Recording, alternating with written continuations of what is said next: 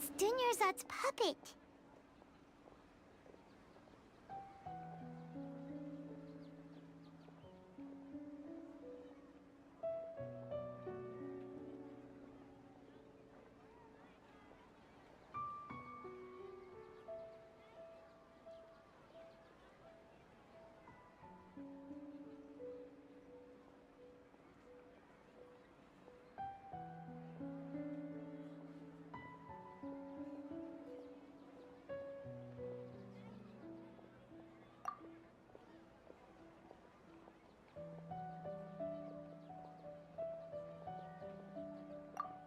Traveler?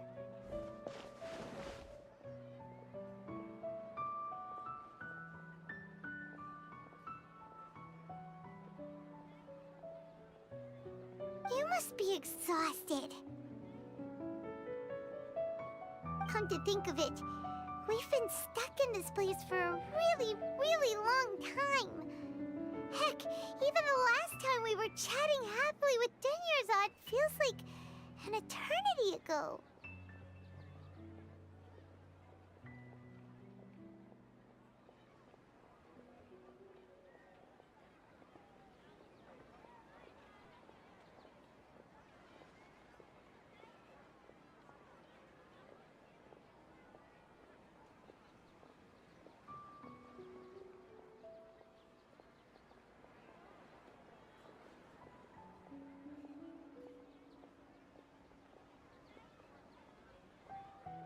Paimon still remembers when we were sitting here, and the way her eyes sparkled when she talked about Nilou's Dance of Sub-Zerus.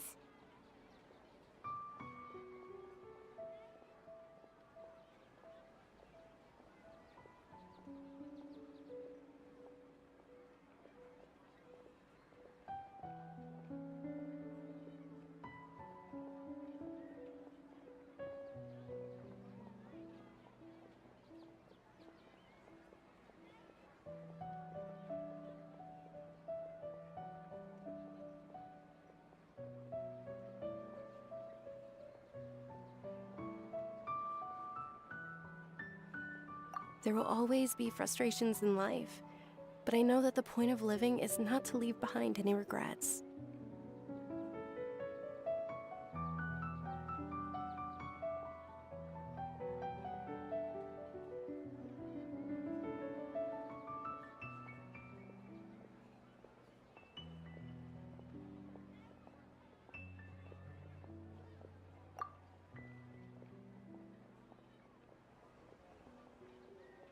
That was what the real Dunyarzad said, wasn't it? Does that mean...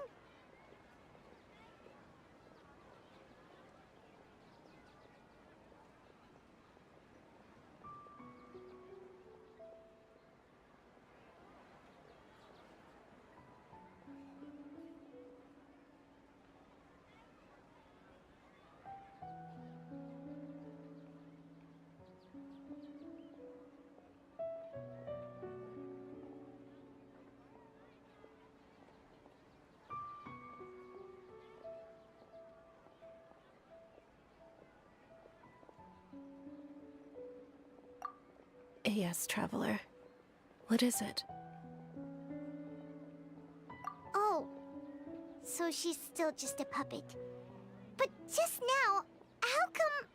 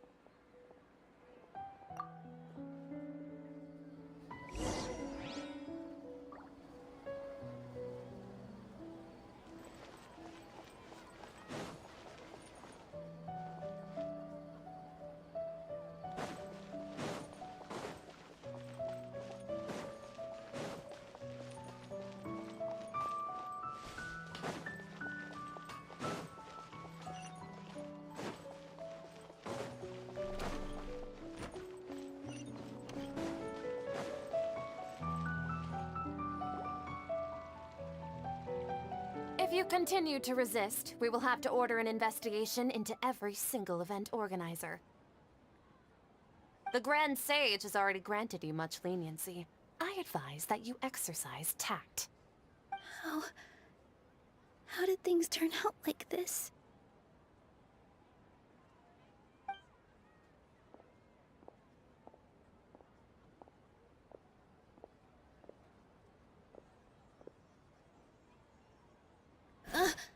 Traveler?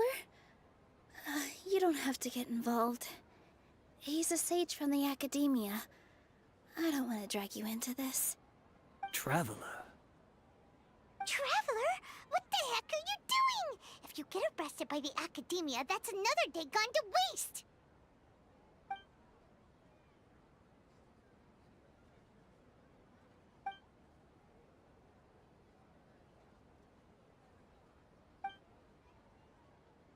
Wait, they're not reacting. Have they been scared stiff? Oh, of course! If this is the Sage's plan, they wouldn't put themselves through this. So they're just substitutes. What is this? What happened to the Grand Sage and his entourage?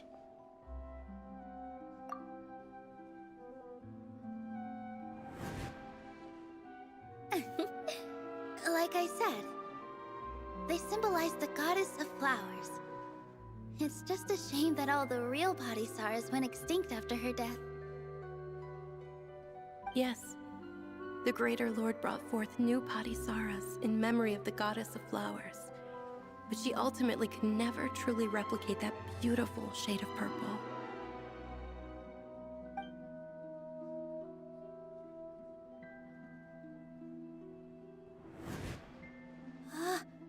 That beautiful shade of purple. Aren't these flowers real Padisaras? Just like the ones from the legend? I didn't even notice. Tanyarzad, did you find these? But didn't you just say all the real flowers went extinct after the goddess of flowers passed away? So, how? Yeah. What's going on here?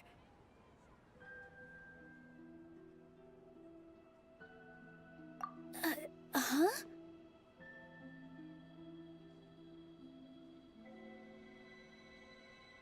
You guys are acting weird. But okay, I'll try.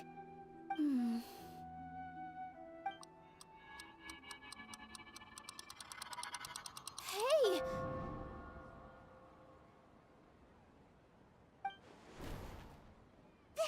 They disappeared! So Nilu's the host! What a surprise! Purple Padisaras don't exist in the real world anymore. But in Nilu's subconscious, they can appear as decorations on the stage. It's just like the example Nahida told us. People assume there will be food on a plate, and Nilu assumed there would be real Padisaras in the flower pots. So when you saw the flowers, you instantly knew it was Nilu? But if we want to end the samsara, we need the host to become aware that they're dreaming. How should we make Nilu realize that? Am I dreaming? Huh? So I'm right. Is this Lesser Lord Kusanali responding to our celebration of the Sabzeruz festival?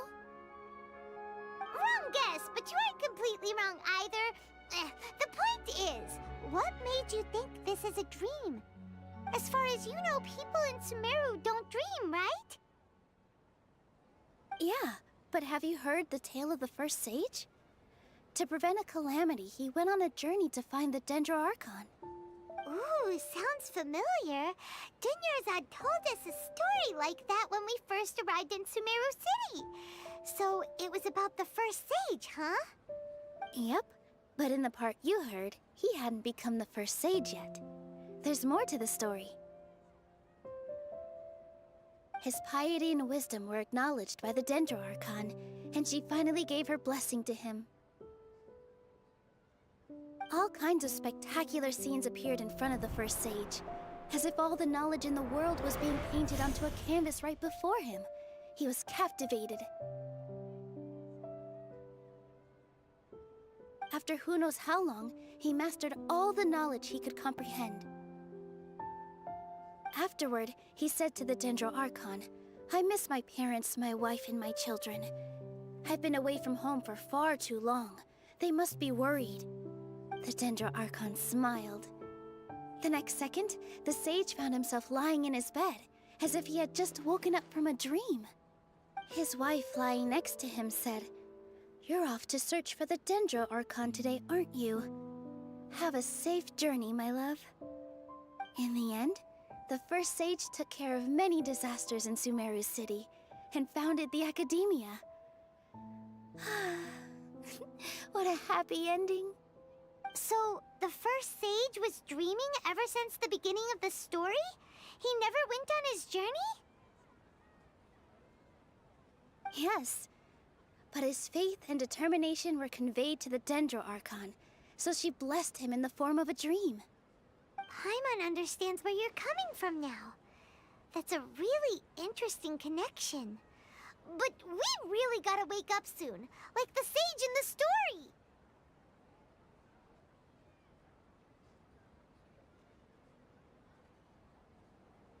I see. Well, it just so happens that today's Sabzeruz festival is almost over too.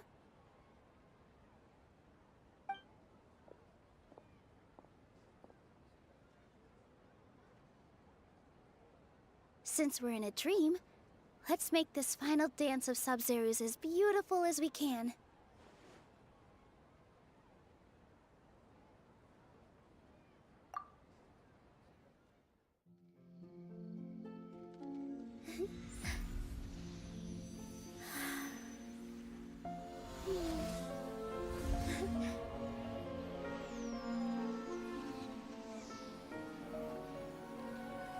The wait is over, everyone.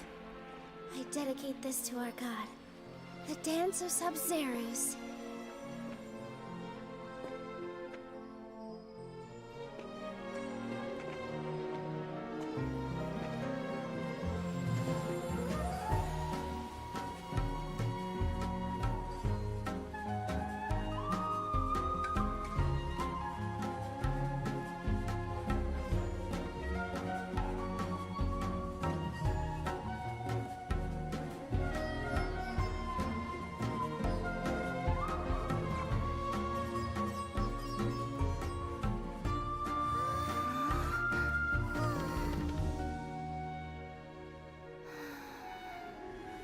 I'd be lying if I said I had no regrets.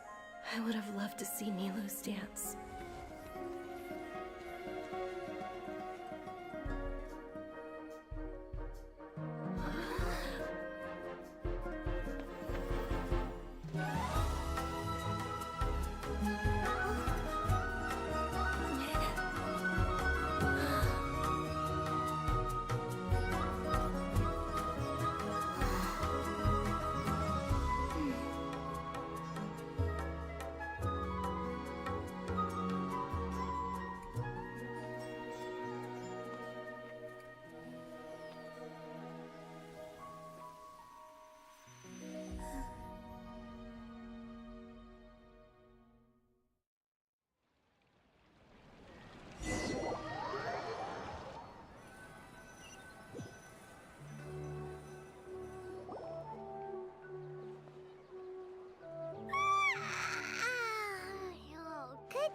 Traveler. Oh, Paimon feels like she's been asleep for the longest time. Paimon's head feels super heavy. Did we oversleep? Do you even remember going to sleep last night? Paimon thinks it was after the Sabzeruz festival. The Sabzeruz festival! Have we finally escaped from the Sabzeruz Samsara?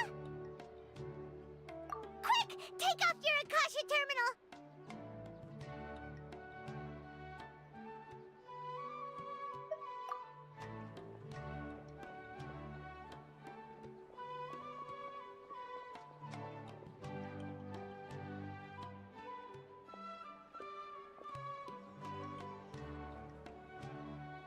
she's not in her room.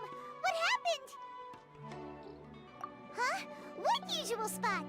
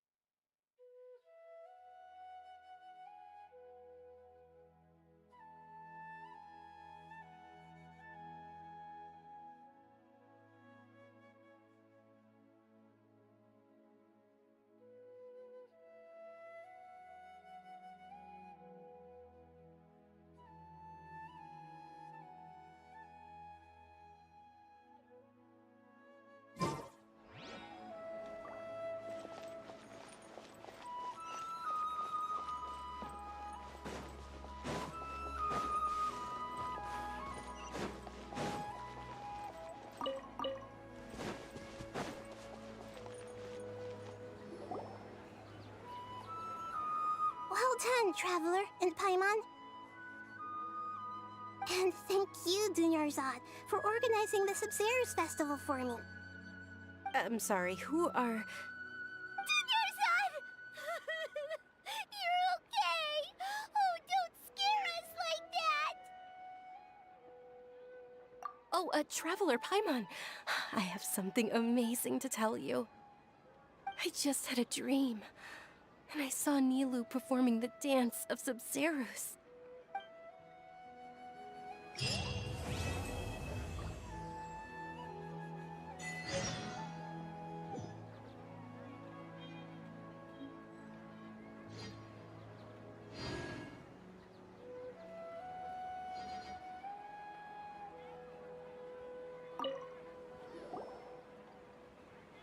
You're actually Nahida, aren't you?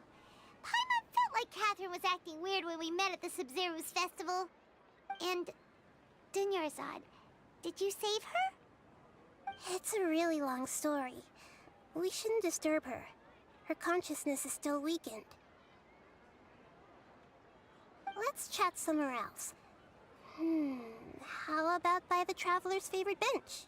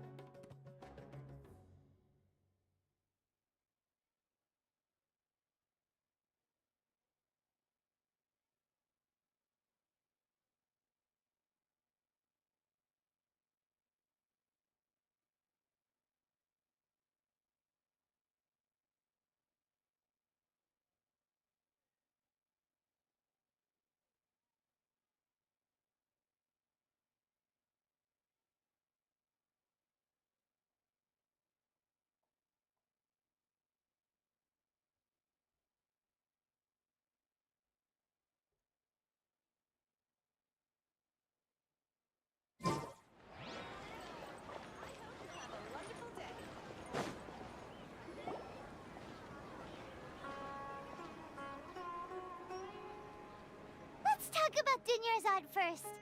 It's such a relief that she's all right. After we parted on the last day of the Subzerus Festival, I left the city and saw what the Traveler had described.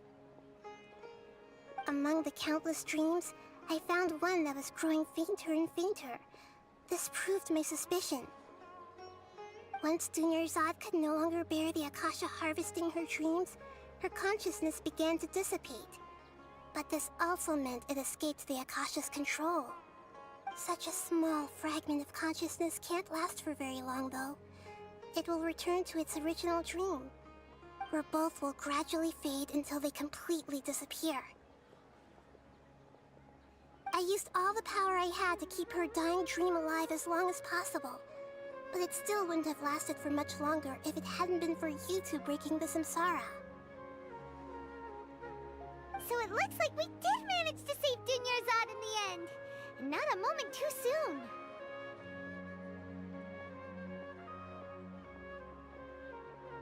Huh? Why are you two smiling so happily? I thought you'd be so moved that you'd start crying. I need to spend more time observing human emotions. Both are fine. Everyone reacts differently. All right. You two must have a lot of other questions for me, right? After all, you saved my faithful believer. As your reward, I will answer any and all questions. At the Avidia Forest, there was this incense that made the Traveler fall unconscious and dream of a huge tree and a red sky. You also heard someone's voice, right? It said world and forget me. Yeah, so you do know! We've been wanting to ask you what that was about, and if the red sky was related to Khaenri'ah. It seems like the Traveler established a connection to Irminsul. That was a message left by Greater Lord Rukkhadevata's residual consciousness in Irminsul. Perhaps her last memory before she died. As you two probably know, Greater Lord Rukkhadevata disappeared after the disaster in Khaenri'ah. The timings of these events do line up, so your suspicions are reasonable. A message from Greater Lord Rukkhadevata? We thought it was from King Deshret. King Deshret? That god who died even longer ago? Some present-day desert dwellers still worship him. You probably just heard some of their conspiracies. Okay, so what does the message mean?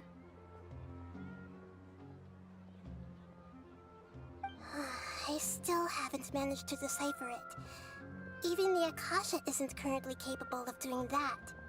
Greater Lord Rukkhadevata's residual consciousness in Irminsul seems to be contaminated with something that has a very dangerous aura to it. Many devoted scholars go mad as soon as they connect their consciousness. I've warned the Academia about this many times, but people still keep falling victim to it. But I believe this is the key to saving Irminsul. That's why I've kept trying to decipher it. So the tree in the vision was Irminsul? Oh, Tighnari also said that Irminsul is sick! Is it because of the contaminated consciousness? But even if you can't figure out what that vision was all about, it seems like our search for you was all in vain. The Traveler wasn't affected after coming in contact with that consciousness. I've never seen anyone like that. With you here, we may have a chance at deciphering it. No, we must decipher its secrets. I've already eliminated all other factors that might affect Irminsul. This is the only one left. This puzzle has life and death at stake. It could determine Irminsul's fate, as well as Teyvat's. To be accurate, I'm using the Akasha as a medium to occupy Catherine's consciousness. How did you do that? Poor Catherine. Does this mean you can also occupy other people's consciousnesses? Theoretically, I can enter anyone's mind as long as they're wearing their Akasha terminal. The Akasha is the legacy of Greater Lord Rukkhadevata. As Lesser Lord Kusanali and the first Akasha terminal, my consciousness has always been linked to the Akasha. I've always respected my people's free will, so I've never actually occupied their consciousness. When necessary, I just borrow this bionic Snezhnayan puppet. Oh, hold on. Did we just learn some deep, dark secret? So Catherine is... No wonder Paimon felt something was off about her. What about your own body? Why do you need to borrow other people's?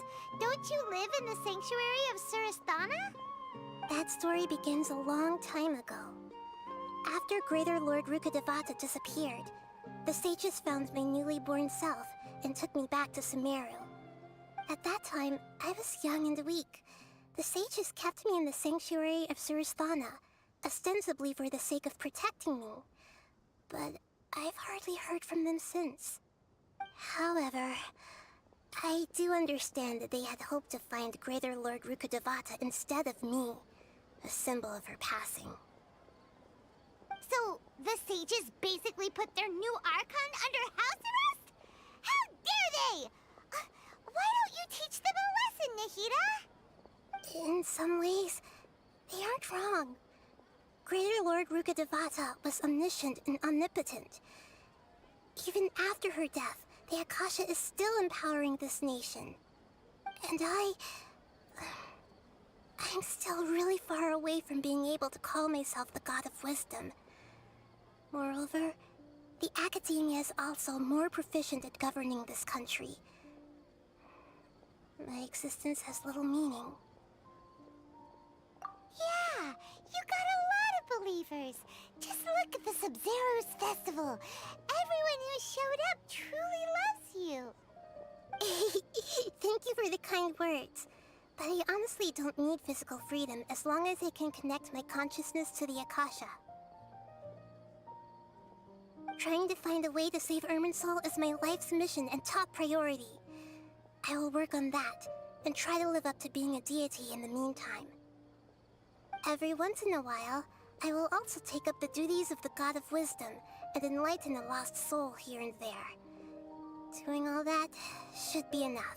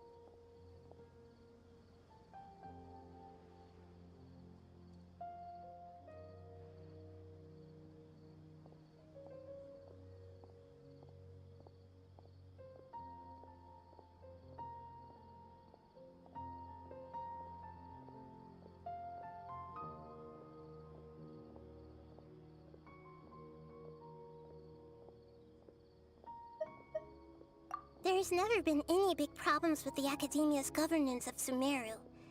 This is the first time I've seen them step out of line. I wonder what caused them to go down this path, and what they hope to achieve.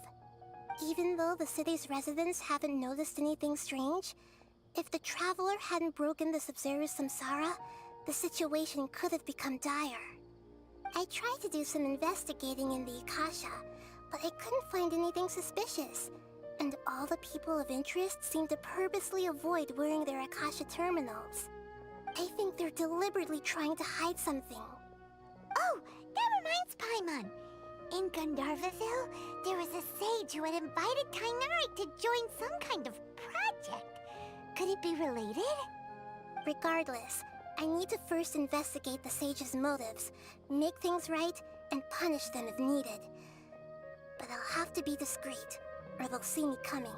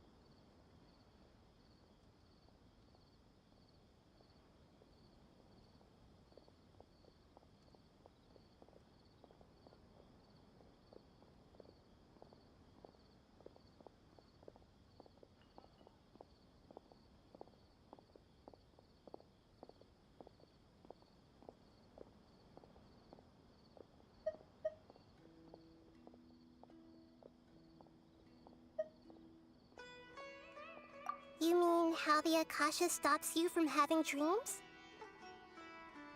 Yeah, it's been such a long time. No one's noticed something's up?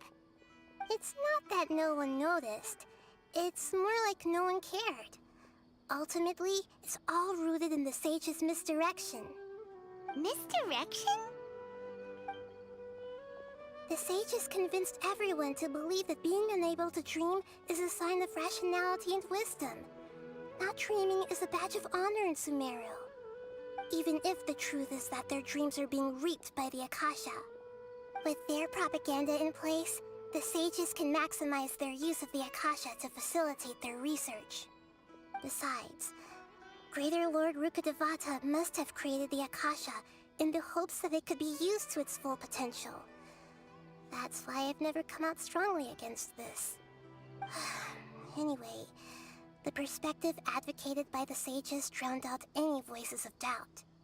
By now, even those who never use Akasha terminals find it too shameful and embarrassing to talk about their dreams.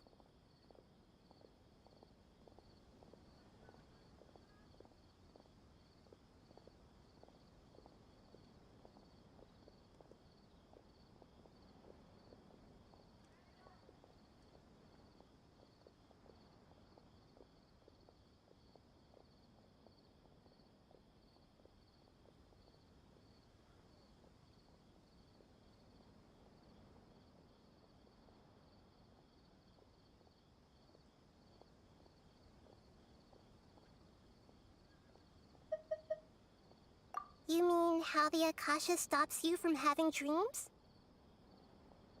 Yeah, it's been such a long time. No one's noticed something's up? It's not that no one noticed. It's more like no one cared.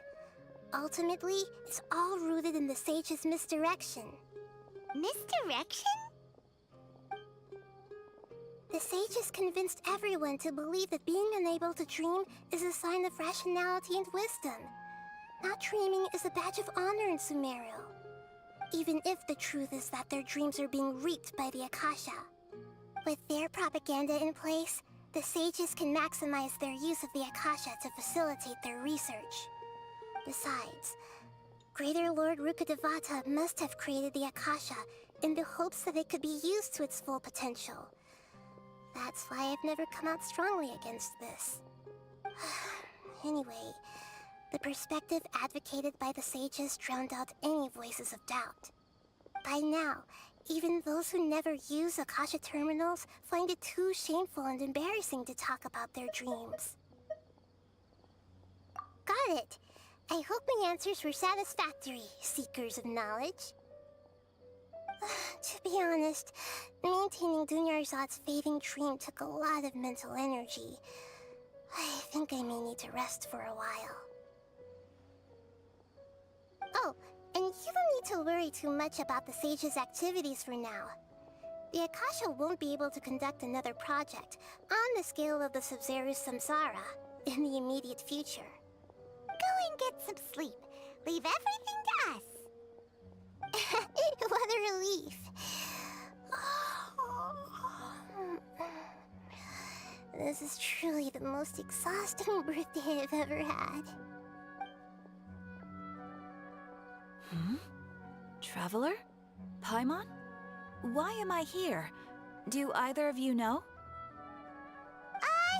Maybe you were sleepwalking. You know you can't wake up a sleepwalker. We happened to walk by, so we thought we'd wait for you to wake up. I see. Huh. I should visit my maintenance personnel sometime. Oh, I'm fine. I better go. Thank you.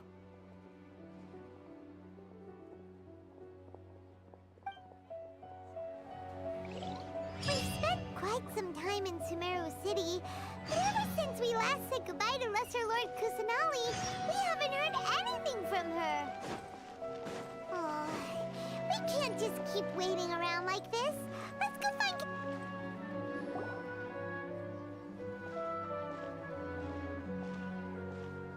Ad Astra Avisask. We meet again, you two. Hi, Catherine. Do you have any commissions for us today? Commissions, huh?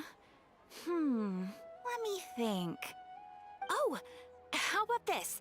Please attend the Academia's Academic Symposium this afternoon and recite a love poem on stage. Wait, say what now? And if possible, please also use your camera to capture the reaction of the audience upon finishing the poem. Huh? What kind of commission is that? I see. It appears that you're not interested in this commission. In that case, please go to Port Armos and convince the Eremites there to spend some time volunteering at the local orphanage. Hey, that's not any better.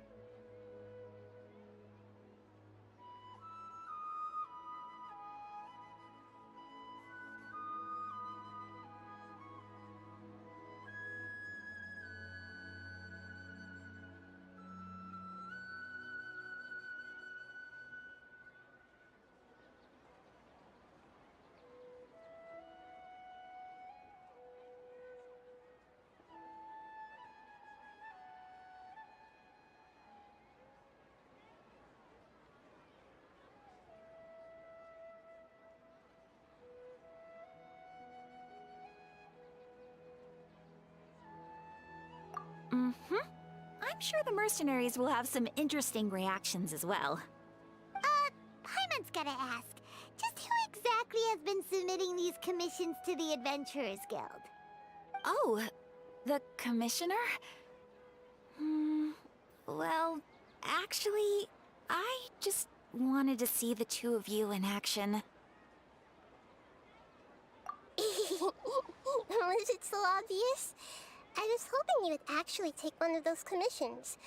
That kind of chance to observe humans doesn't come by often. Ah, so it's Nahida. Paimon just knew Catherine wouldn't crack those kinds of jokes. When did you get into her head? From when she said, Ad Astra Abisask. So it's been you this whole time? Are you done resting up, Nahida? Yes. I've been sleeping ever since we parted ways, and I even had a really, really long dream. It was another dream about the Sabzeruz festival, except it was a happy one. In my dream, I was sitting in the middle of a flower terrace, and everyone in Sumeru City was holding hands as they danced in circles around me. They danced round and round, and everyone looked really happy. I also got to sit on a gigantic flower carriage. Ferris, the Knight of Flowers, raised me really high above the ground, and I was throwing an endless amount of Yalda candies at the children. You know, Nahida, maybe your dream is how the Sub-Zero's festival really should be. It's meant to be a joyous time where everyone gets together to celebrate your birthday. Huh? Wasn't I describing a really happy dream? Why are you both looking at me like that? Wait, could this be an example of the emotion known as pity? No, we aren't pitying you. That would only make everything worse. We just don't want you to feel too sad. By the way, have you had a chance to visit Dunyarzad? How's she doing? The Homianis haven't allowed any visitors after the festival, so we haven't been able to check on her. Yes, I paid her a visit right after I woke up. She was resting at the time. Her condition is stabilized. However, since Elazar is a manifestation of the withering on the human body, we can only cure it by finding a way to take care of Irminsul's own withering. But for the moment, our top focus should still be figuring out what the sages are up to and what they're planning. Right. Who knows what'll happen if they manage to pull off another scheme like the Samsara of the Sub-Zero's festival? So our first priority should be investigating and putting a stop to the sages' activities. As for how we should pull that off, let's discuss it somewhere else. There are too many adventurers around here. Oh, good point. Sorry, adventurers. We're gonna be borrowing Catherine for a little while.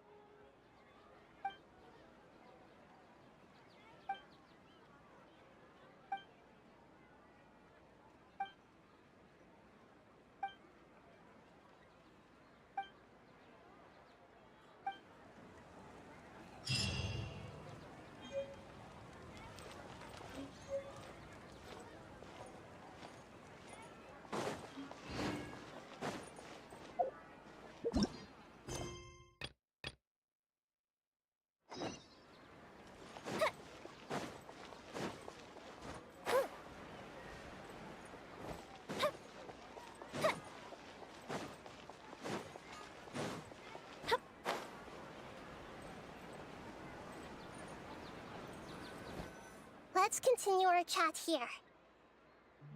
Okay, so do you have any ideas on how we can investigate the sages, Nahida? Actually, I've already done a little bit of work on that. But for now, I want to hear your thoughts.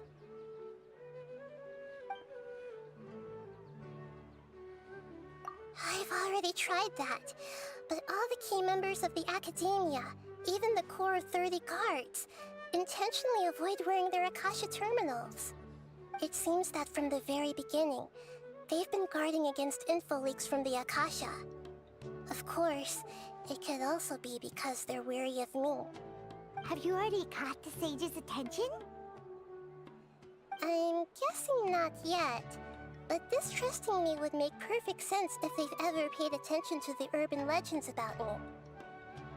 In any case, I probably can't take over their minds directly. No way, that's too risky. You mean it'd be too easy to get caught? No, it's not that. We shouldn't involve innocent students in this. A single mistake could completely ruin their lives. Doing that would be ignoring the safety of my people for my own selfish goals. How is that any different from what the sages are doing? That's a good point. Spoken like the god of Sumeru.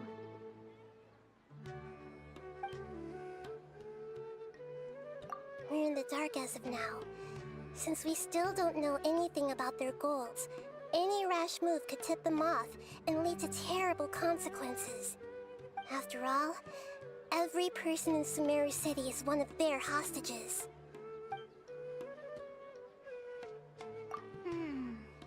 Are we really out of ideas? Nahida, you're super smart, so you already have something in mind, right? Don't keep us in suspense. Spill the beans already! According to a popular theory from the Vahumana Darshan of the Academia, rejecting impractical motions at the beginning of a planning session will give more weight to the actual proposal. Okay, but aren't you the god of wisdom?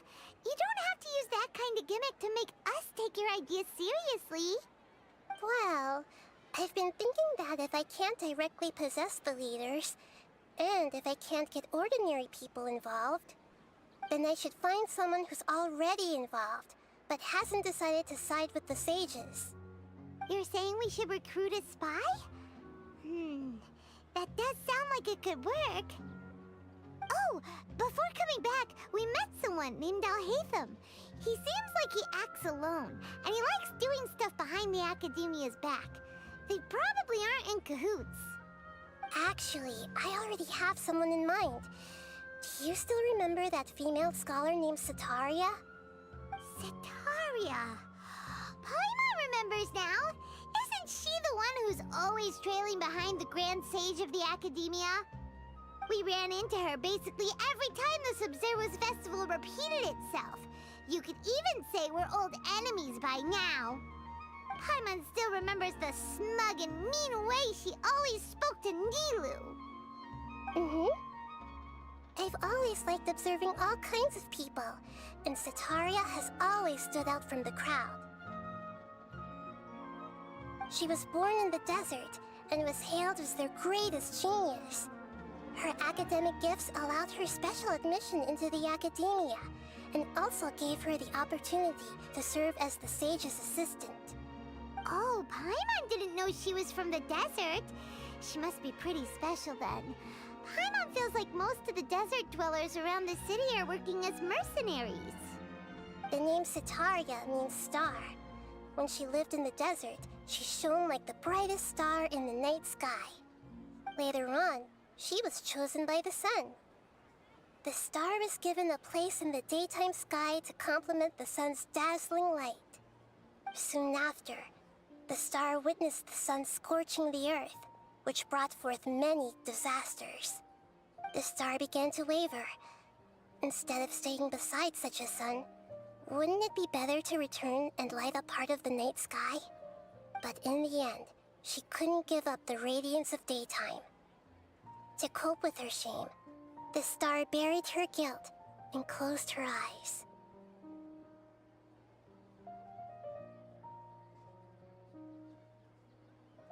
From the sound of it, Sataria's just hung up on the research opportunities here. But she doesn't really support the academia. She still feels guilty about not doing more for the desert, right? She's just running away from her problems. Indeed. When they are presented with complex moral issues, many people will simply plug their ears and go with the flow until the problem can't be fixed anymore. She's suppressing a lot of guilt, but before she realized it, she had already become the sage's accomplice. She can't deny her part in their schemes anymore.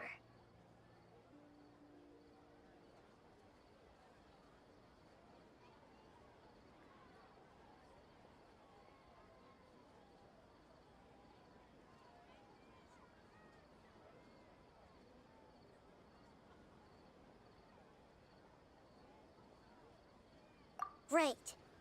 We must somehow make her face her problems again. That way, not only can we get useful intel from her, but she can also use it as an opportunity to redeem herself. From my past observations, Setaria will take a day off from the academia every 10 days to do some shopping in the city. Tomorrow afternoon just happens to be a shopping day for her. That'll be our chance. To prepare, let's go check out some of her favorite spots, and have a quick chat with a few of the vendors there.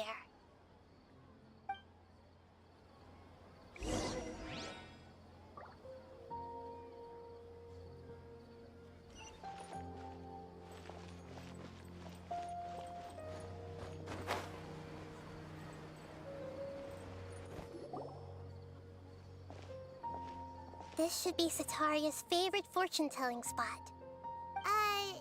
So should we ask the fortune teller about Setaria? No, I already have enough information on Setaria.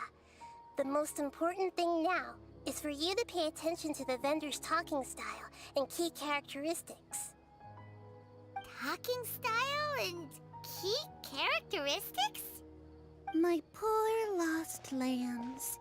Have you become troubled over your fates? The divine voice of wisdom often echoes between mine ears. If thou be blessed today by the gods, I may be able to show you the way. Huh?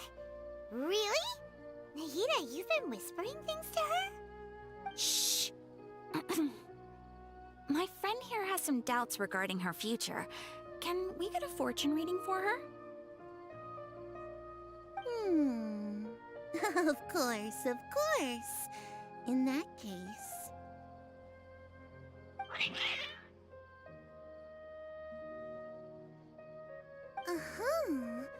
It would seem that Harut and Marut are quite wary of you. Perhaps, at some time in the past, you have somehow offended the gods. Only mocking the god of Animo, questioning the lord of Geo's financial savviness, and brawling with the god of Electro. Do those count? Oh, nothing. Go on, pick an aspect for her to divine. Health prospects. No problem at all.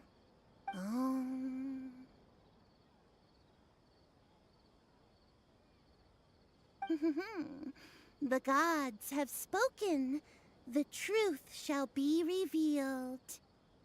Your life shall continue on for... many tens of thousands of years? Impossible. Harut, Marut, did you two spoil my divination? I've never read a fortune so absurd.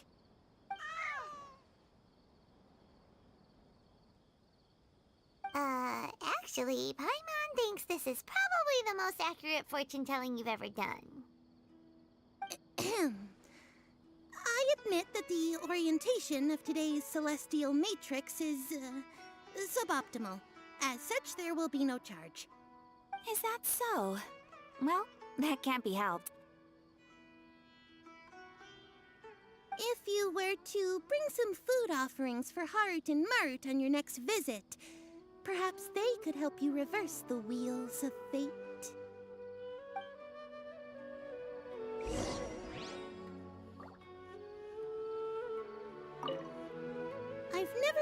Harut and Marut be so wary of anyone?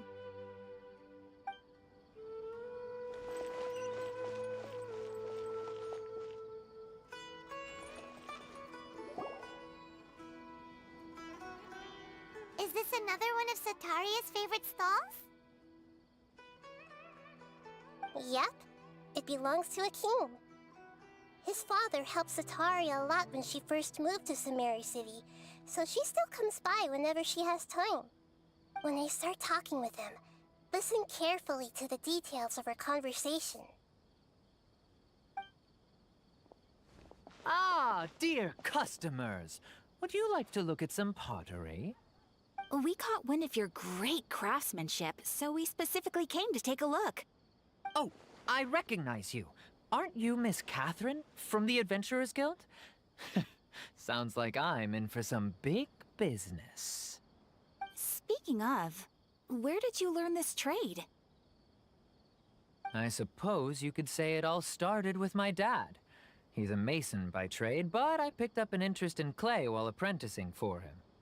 After that, I began making pottery by myself in secret, and I simply changed trades when my works turned out well. Although it's a pity that I'm no longer making much use of the knowledge provided to me by the Akasha. That's nice. You're making a living doing something you love. So is your father still working as a mason? Oh no, not anymore. A few years back, he fell from a roof and broke his leg. Since he had already saved enough Mora over all these years, he's just enjoying the retired life in Port Ormos nowadays. I see. We wish him peace and happiness in his retirement. I'll have someone in charge of logistics at the guild come by another day for some goods. We'll leave you to it. Take care now. No problem. Rest easy, all our goods are sure to meet your every need.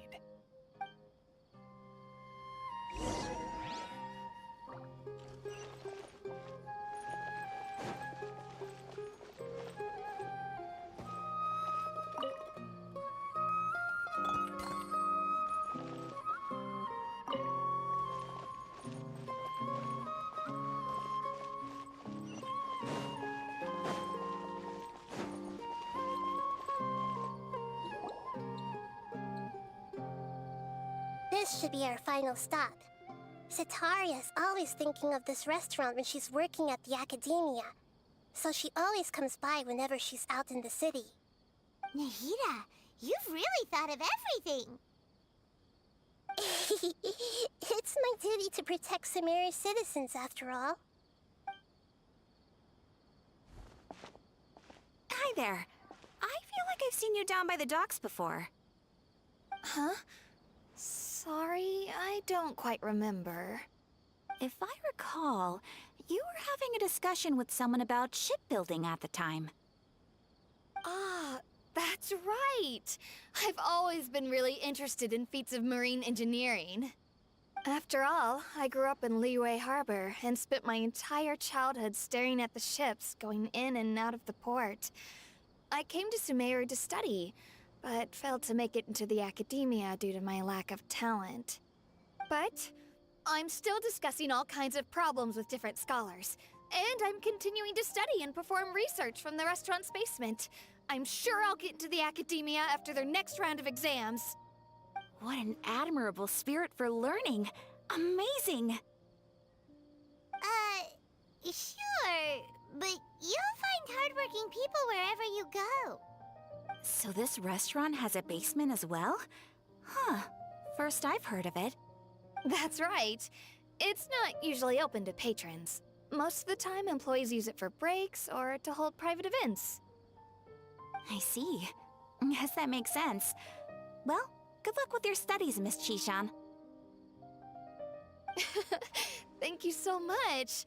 As long as I can make it into the academia as an official student, I'll be happy.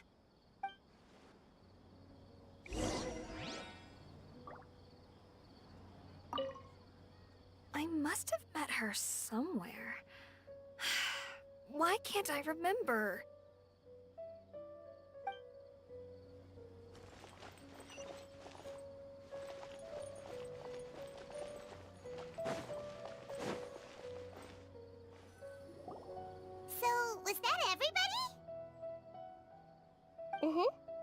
3 familiar faces should be enough for Setaria.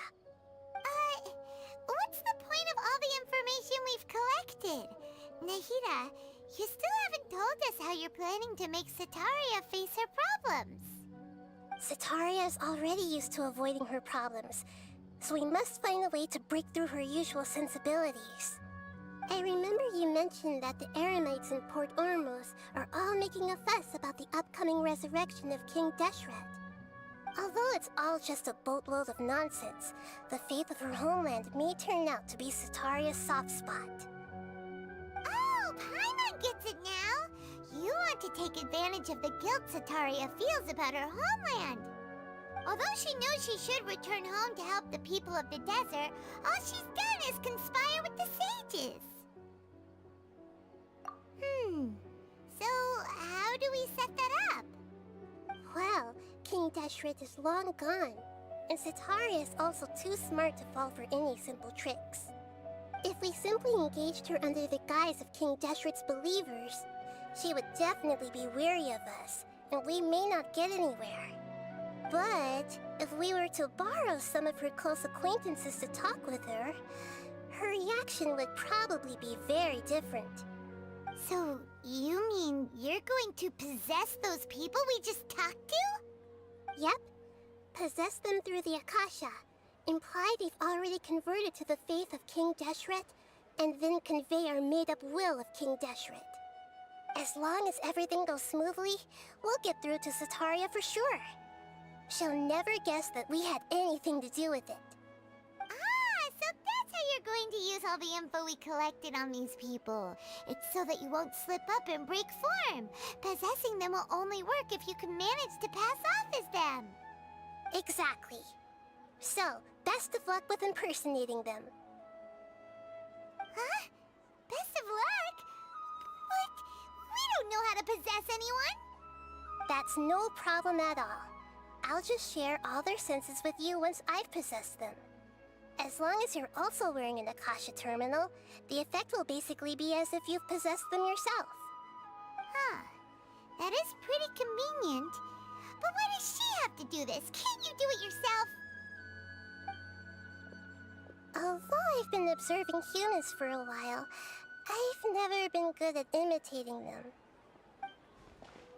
You're not wrong. It's always been painfully obvious whenever you try to pass as Catherine.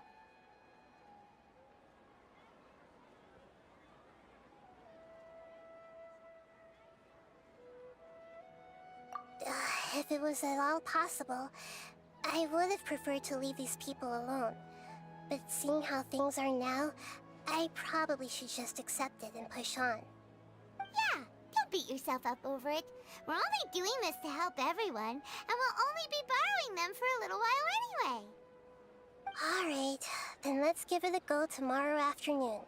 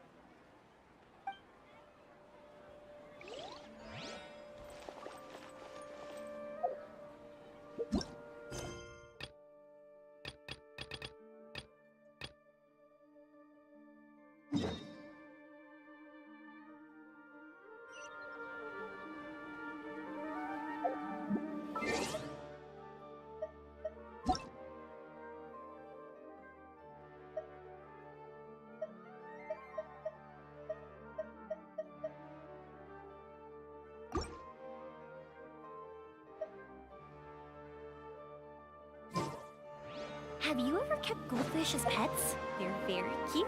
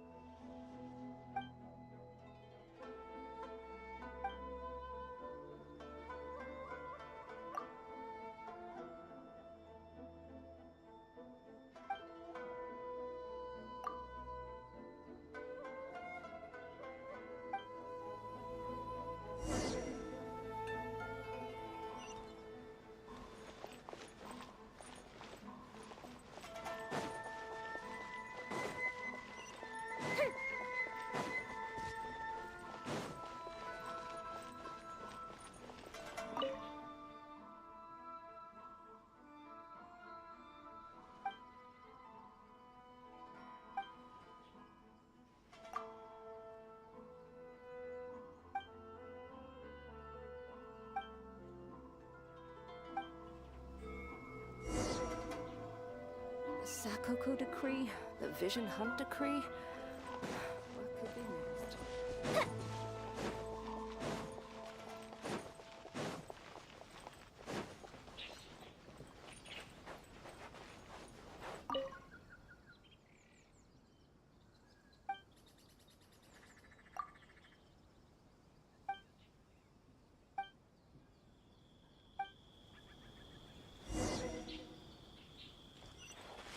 Pleasant surprise.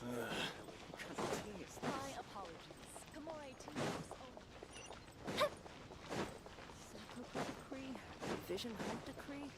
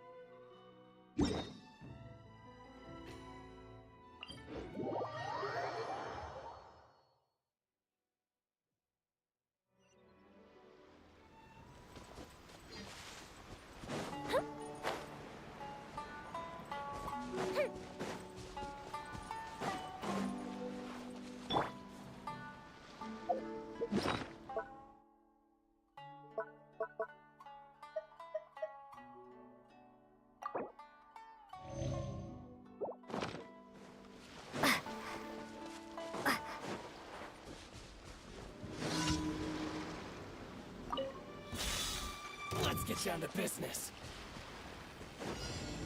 There's more!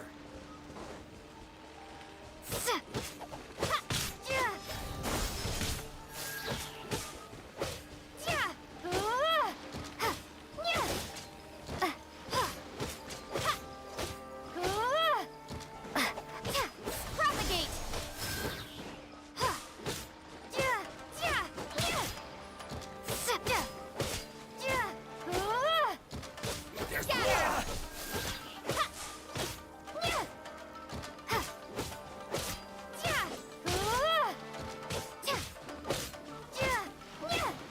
There's more! Ooh.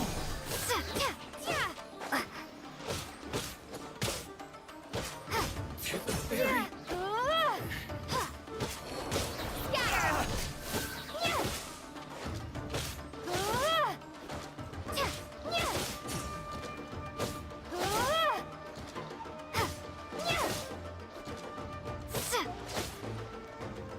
There's more!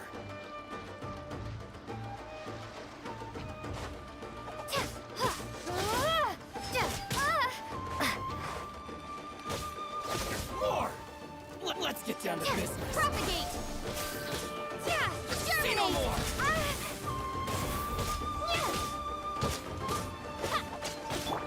Leave it all to me, as a good knight should. Boom!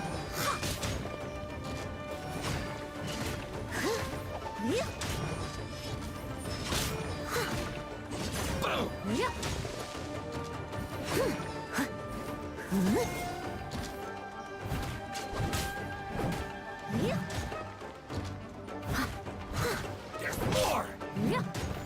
I must leave no stone unturned. Say no more! To the very... My blade! Boom!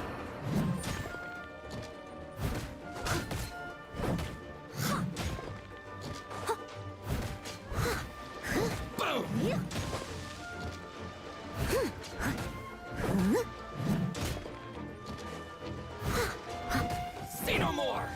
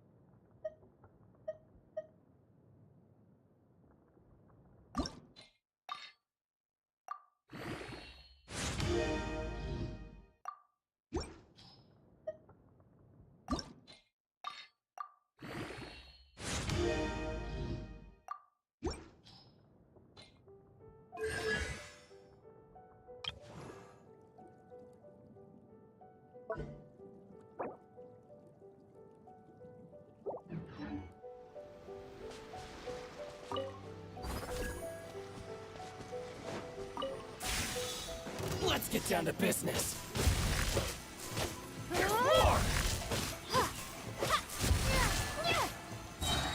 How's that? Finally,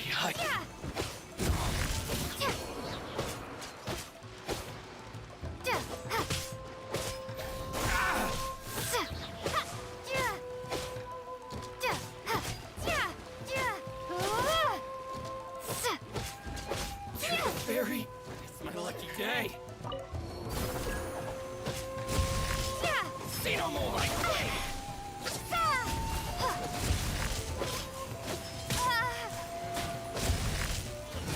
Boom! Finally, No. Fairy.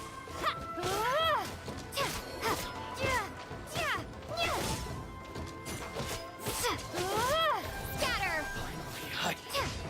No.